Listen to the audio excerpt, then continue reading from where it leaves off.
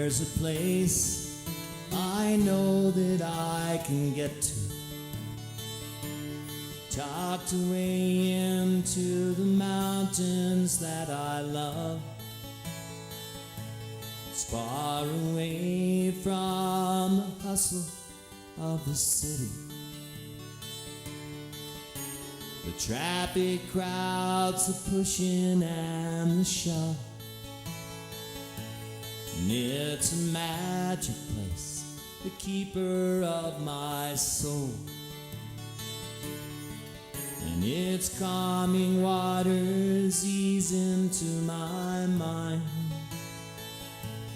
When I go, I always find myself there. And with each visit, there is more of me to find. My name is Steve Batty. I'm 78 years old. As this is August 7th, 2025, and I've been coming up here my whole life in the summer.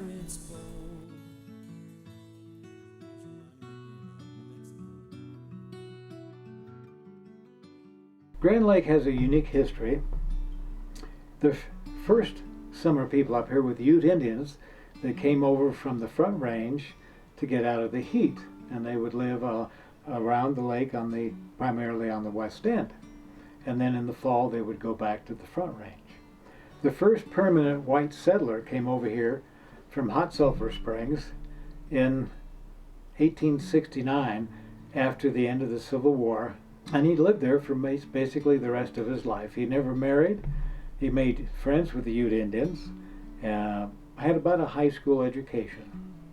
And then as the seekers of gold and silver moved up this way in the 1870s, they started looking for gold and silver up the Kawanichi Valley, which goes through Rocky Mountain National Park. And Grand Lake moved from the west end of the lake, called Grand Lake City, to the north shore where it had lots of sun, particularly in the winter months. So it was a supply town for the small mining towns established near the silver and gold mines. Grand Lake is a natural lake. It was carved out by glaciers millions of years ago. So it just had a small nucleus. I looked at the census that the state took in 1885, and there were only 50 people in Grand Lake at that time. And it didn't grow very much. But because it became a tourist destination, people would come up from Denver and surrounding states, primarily on the east, where it was real hot during the summer, and they would summer up here in some of the hotels that they had both in Grand Lake City and Grand Lake Town, which is where we are right now on the North Shore. And over the years it grew and grew. A couple of the things that really made it prosper back then, and it was only really a summer resort, was the railroad came in 1905 and created the town of Granby, which is 15 miles south of here. And so people from Kansas City and Omaha and Texas could come in and stay in Grand Lake. About 1915, when the Rocky Mountain National Park, which surrounds Grand Lake on three sides, was established, automobiles could come up from Denver. Instead of being a 3-day trip, it was less than that.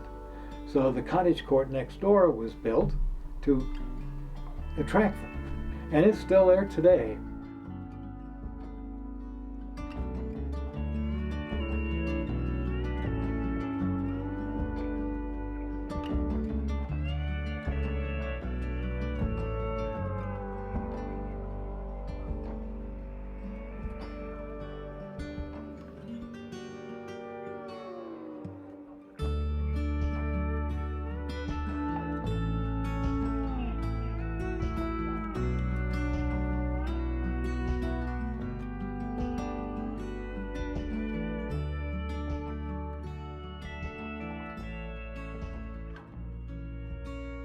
The ice for the soda fountain and the new residents, particularly summer residents, comes from the lake of Grand Lake at that time. They would saw the lake ice up in blocks, and there were a lot of sawmills around to cut the logs to build the houses and the businesses. So it was stored in ice houses. And I can remember in the early 60s, when I was being able to drive up here in 63, Roger and I would be sitting on the Humphrey's front porch, and we'd be having fresh squeezed limeade. And I can remember looking at the ice, wondering what the specs were in the ice. So in 1963, they were still using ice from the lake, and they cut it in blocks, surround it with sawdust, and it would keep all summer long. So it has changed over the years considerably. It was a really slow little town. It wasn't like the larger towns of Vail and Aspen. And so it was a more reasonable place for people to vacation cost-wise. And it's still that way, but it's gotten real crowded. Everything changed when COVID hit in 2020. And it became more popular. Businesses had to bring their seating outside. And now, during the busy season, it's hard to find a place to park. But basically, it started out just as a summer resort town for people that built summer cottages around the lake. And of course, there was no electricity in Grand Lake until about 1935. So before then, it was kerosene lamps, wood cook stoves, fireplaces, things like that. Very simple life. My father and his family, his parents came up in 1908 and bought 2 lots on the South Shore with another family, and they built a log cabin. And our cabin is still just a log cabin, but we do have indoor plumbing and electricity, and it's a summer vacation spot for the family. And Justine has been staying over there with Todd and family, and I think she's enjoyed it. It was just a magical place to grow up in the summer, and it's hard not to want to hold on to the past, which is, I find difficult because it was a special place for me as a youth. I got to spend 2 uninterrupted weeks with my father. He was a small town doctor, and it was difficult. But we fished, we hiked, we picked raspberries and blueberries. It was just a magical place for the first 2 weeks of August.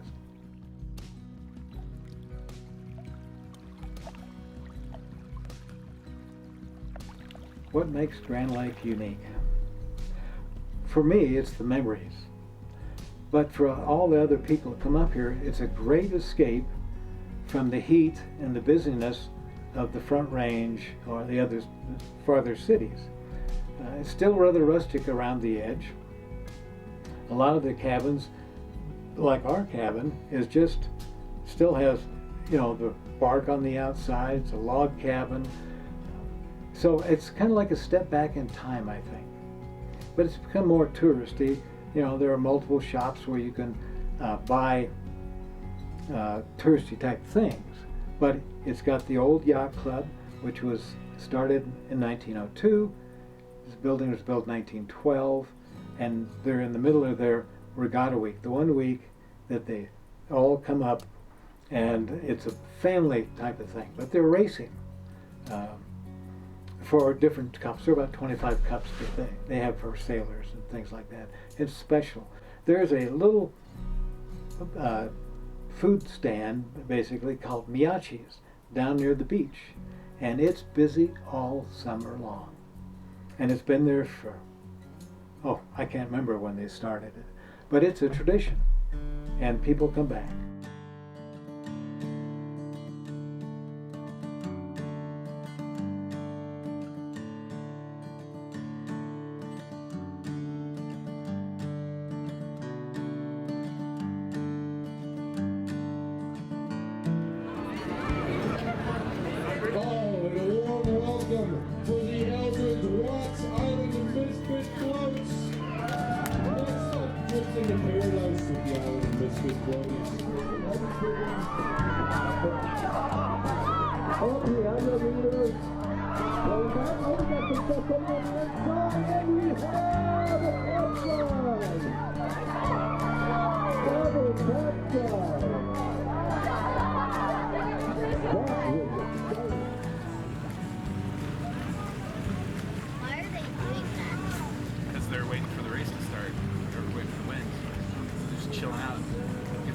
You're right, Ryan. There's 593. Is that the Zephyr? That's a 20. No, that's the 20, but that's not Zephyr. There's 502 a 20 also. Yes, that is an M2. So now you're looking at two M20s. There's one. Nope. Nope. It's 97.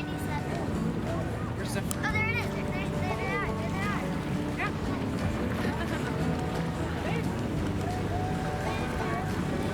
They're in a really good spot. They start soon. Okay, maybe I was.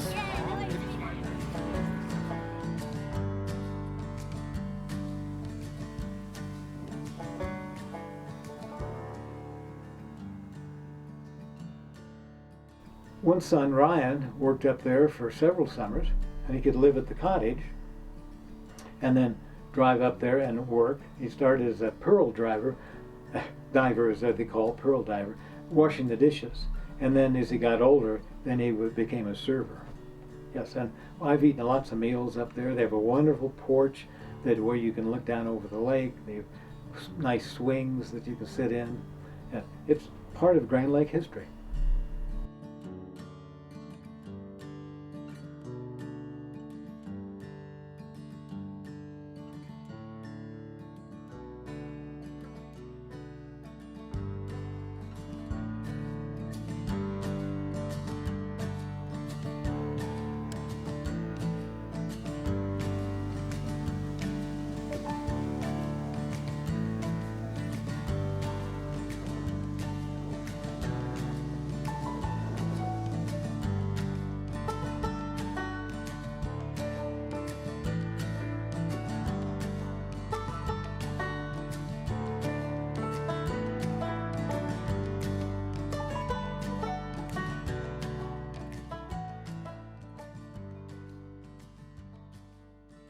Rocky, as it's commonly known, is Rocky Mountain National Park, and it joined the National Park Service in 1915 when automobiles started being able to come up.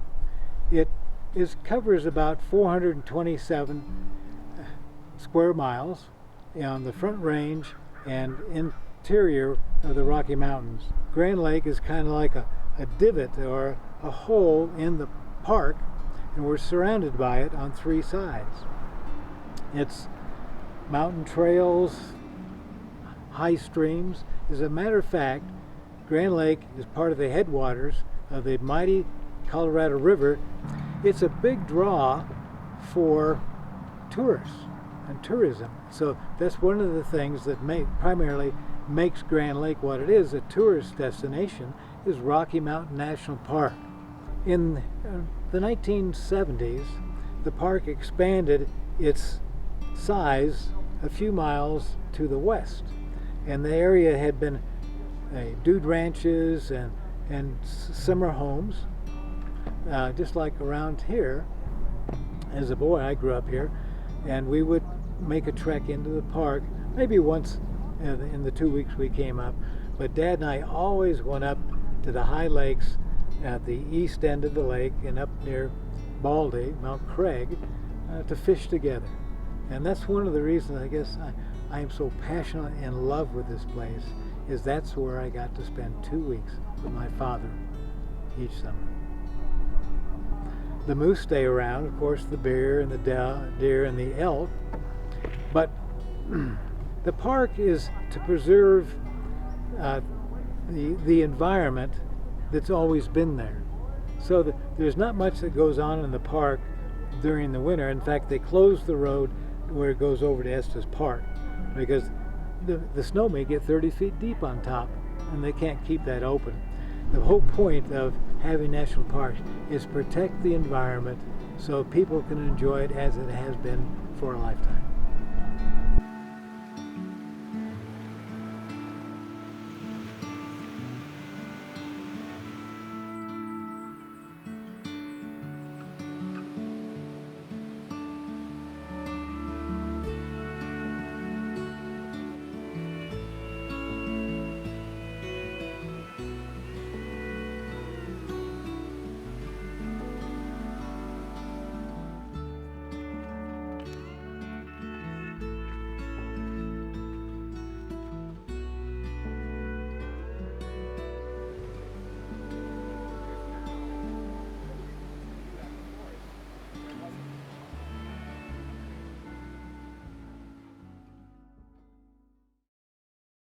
There is an urgent nighttime evacuation effort on in Grand County tonight. This is the East Troublesome Fire blowing up this afternoon and churning eastward as night fell, prompting a mandatory evacuation of everyone in the town of Grand Lake. Not just Grand Lake, but Hot Sulphur Springs and then homes just west of Granby. This has been burning for a while now, about 30,000 acres and 46 square miles, but made its significant run today, and then obviously big evacuations that we've been talking about tonight. Pretty much all the way from Granby to Grand Lake along Highway 34 has been evacuated. That's a lot of homes. There's a campground in this area with tourists in that area.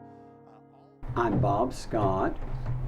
I have been a resident in Grand Lake since 1969. And this is Lou Lybrand, who is my longtime friend and business partner. Lou and I were both here, and we'd been under a warning that the fire could get out of control, and it burned for several weeks at the western boundary of the county. But the day the fire blew up and got out of hand, the weather conditions were just perfect for a catastrophe. We had high winds, high temperatures, and the fire departments from all over the state of Colorado could not contain it, and it jumped highway number 125 and progressed very swiftly across our part of the county. At one point in time, the fire marshal told me that the fire was traveling 8.5 times the length of a football field, which is 100 yards, 8.5 times that every minute. So nothing could have outrun it. We lost lots of our live animals in the park, our big animals, the deer, the moose, the elk. So many of those were killed that the herds are very depleted right now. Since the fire, we have a lot of damaged areas around the town.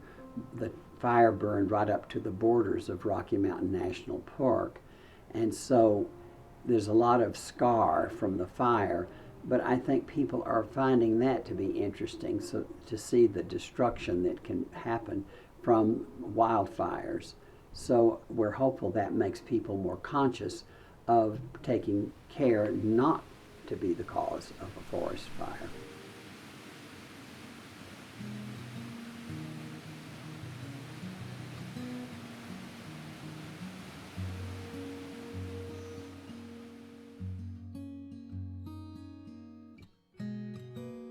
I love the weather. I was from Texas originally, and the summers in Texas can be absolutely unbearable. And I haven't spent a summer in Texas for a very long time. Beautiful, warm, and sunny days, but our daytime temperatures rarely exceed 80 degrees. So the tourists love that because they're coming from places in Texas, Oklahoma, Kansas, and so forth, where it is so hot in the summer, and this is a respite from the heat when people come up here to enjoy our climate. The weather, as I say, dictates how long we can be here.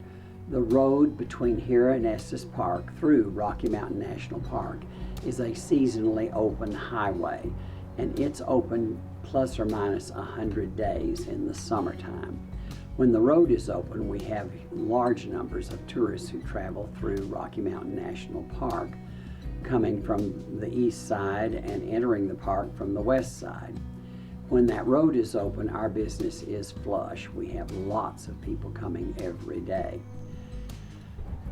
We are open from late April until sometime in late October, sometimes lapping over into November. The weather here turns in the fall, and we will start having 20-degree nights as early as late September. The fall leaves are beautiful, and they attract people in the fall, so we stay open a bit into the fall.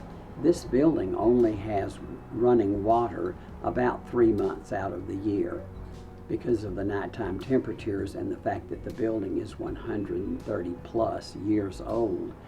It is not possible for us to have running water. So at that time of the year, when we are without water, it gets a little difficult to be here. We also do not have actual heat. We have a wood-burning stove, and that helps us to keep the chill off, but you really have to realize that we cannot be open much beyond the time when we can keep it at about 50 degrees in here.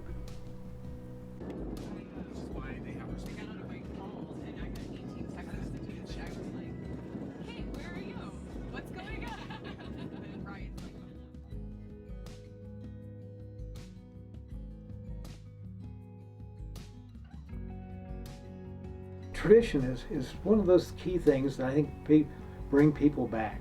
The tradition of coming up here. Rotary Club also does bingo on Friday and Saturday nights, and I worked that. And Justine helped me out one night, and she saw it. And whole families come up. It's tradition. When they come up on vacation to Grand Lake, they have to do bingo on a Friday or Saturday night, and they have so much fun. So I think tradition, because you can take hikes, you can walk up to Adams Falls, you can go up to the High Lakes, you can go up the North Inlet, you can watch the Continental Divide Trail hikers come through here all the way from Mexico to Canada, and they stay here, and they add a dimension to it. So, and it's a special place, and the community reaches out to them. People let them stay there overnight. The city, the town allows a place for them to stay in there, the community building. And tradition, I guess, is the thing. It is for me. I have all these memories of growing up here that my father had. In fact, he had his first birthday here in 1915. And after that, for years, he went to medical school.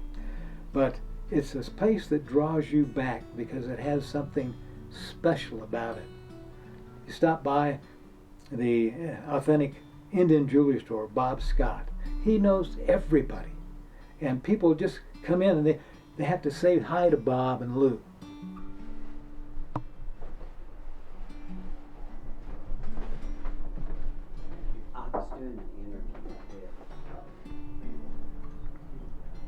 I was doing an interview with Which house? I opened this store in downtown Grand Lake at 912 Grand Avenue. Lou Lybrand and I have done this together for more than 15 years. We have such an interesting group of tourists who come through our store and the village of Grand Lake every day. During peak season, we may have as many as 10,000 people a day through the village, which is an enormous influx of people from all over the world, from all walks of life, many of whom know nothing about Indian jewelry, and come in to the store and we offer an explanation about what they see here. Native American jewelry, as we offer it here, is made at the reservations where the Native Americans reside in New Mexico and Arizona. In the spring of the year, late winter, Lou and I travel to the reservation where we deal with Indian artists and with the trading posts which were established over 100 years ago on the Navajo, Hopi, Zuni, and Kiowa reservations. We acquire goods there and bring them back to Grand Lake, and we only have one opportunity to buy our summer merchandise. So we start off with a pretty heavy inventory, and the Indians are very private people, and we do deal with them, some of them individually in their homes. Sometimes they meet us at a Dairy King or Queen parking lot. One of the silver supply stores we may meet Indians, just depending on what their preference is in dealing with us.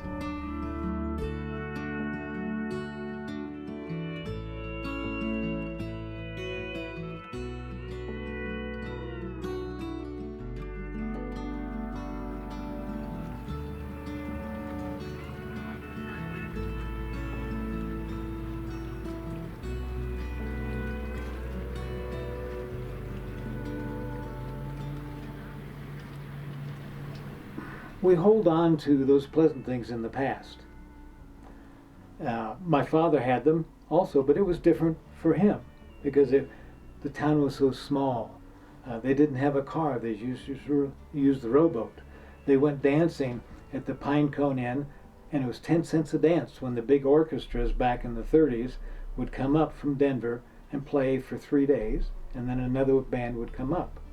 They row in the rowboat and then row back later in the evening, because the whole family loved to dance. Those were his memories. And then there came a time when I moved back to McCook that he said, it's time to let go. It's your turn now. And I got thinking about that, because my memories that are so dear to me are when I spent this weeks up here in the summer with my family, and then I worked up here one summer in a 3-2 bar called the Foghorn. So I developed my own memories, but they were different than what would have happened when my father was there. And there comes a time in your life when you need to let go a little bit and realize the next generation is developing and creating their memories.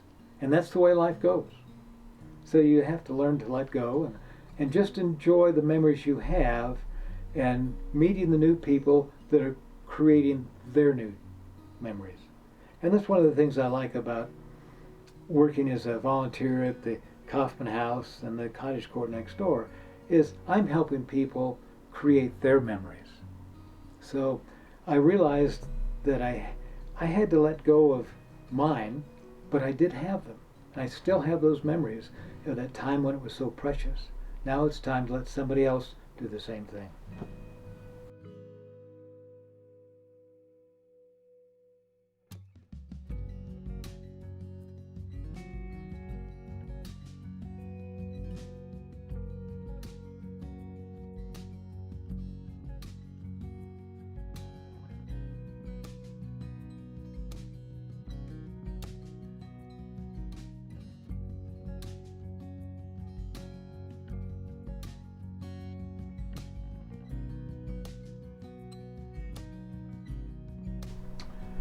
I have been retired for quite a few years now, probably since 2000. And I spend most of the summers up here, and because of the wonderful memories of family and my father, the boys growing up here in the summer.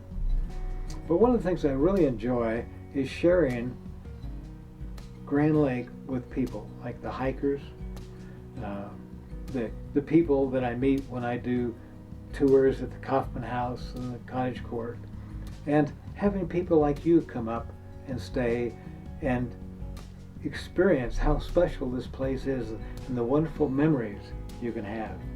And thinking back when your father lived up here a couple summers with me in the 90s, and he would pedal his BMX bike all the way over to the lodge and work on the grounds and then come back. And I think he realized what a special place it was then, and that's probably why he wanted you to come and spend a month over here experiencing it also. It's only a guess.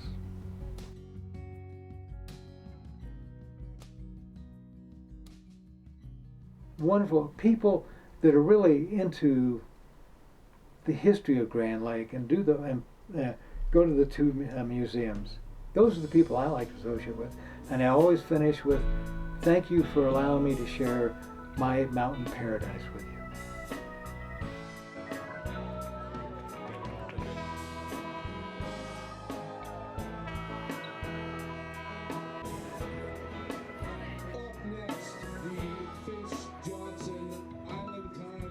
Don't waste time.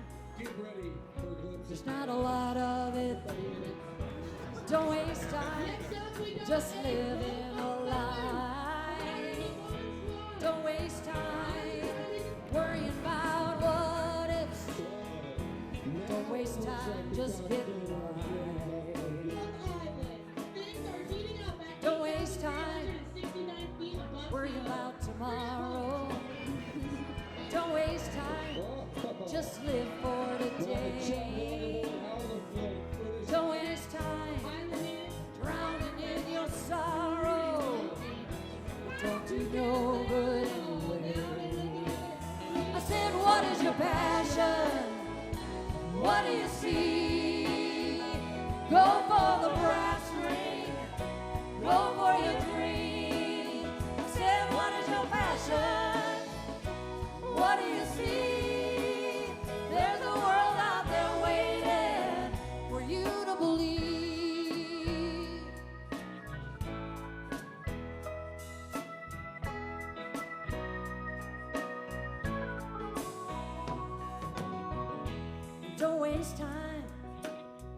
thinking you can't do it.